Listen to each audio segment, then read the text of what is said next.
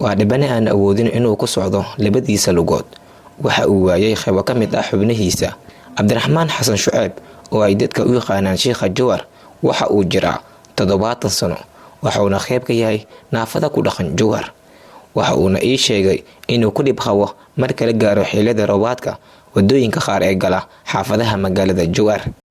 waa macali dabadee waa macati ulkiya gargurso roob magisda ulkiya asoo inuu gacmaha ku taagtaagsana keeni dabadee waa macati salwaalkeena biriga haddoo gisto wadhiiqo waa macali dabadee waa macati yaa ii tarakada dharka lama haasto umada Soomaali عليتا كلية لرقصة معاصة مجي بريك أو خلواكي أو بريك قصة أو أنقل على الكورة ومدو سومالي إن يتاكل صح لرك يتاكل صح على الدعاية.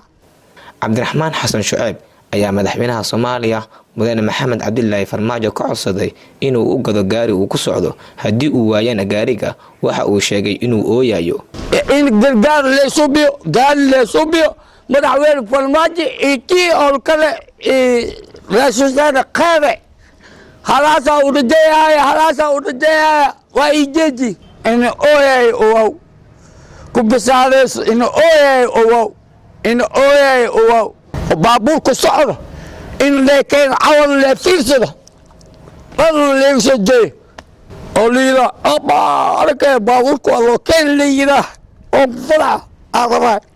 Cabdiraxmaan Xasan Shuceeb oo inta badan dhibayo hadalka ayaa ku dhawaaqaya eriyo ku gelinayo calool xumo. Maali waa maali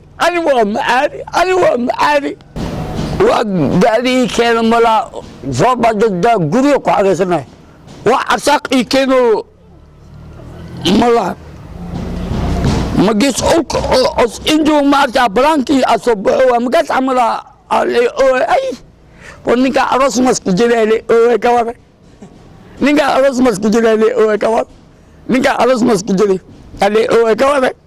madaxweyne ku-xigeenka dowlad goboleedka Hirshabelle mudane Cali Cabdullaahi Xuseen Guudlaabe ayuu sida uu dhaqsiyaha badan ka codsaday in uu gacan siiyo.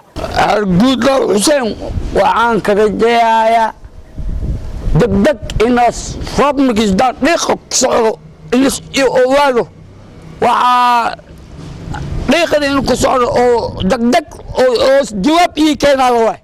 Saadakhal Ismaan dalka News TV Jawhar.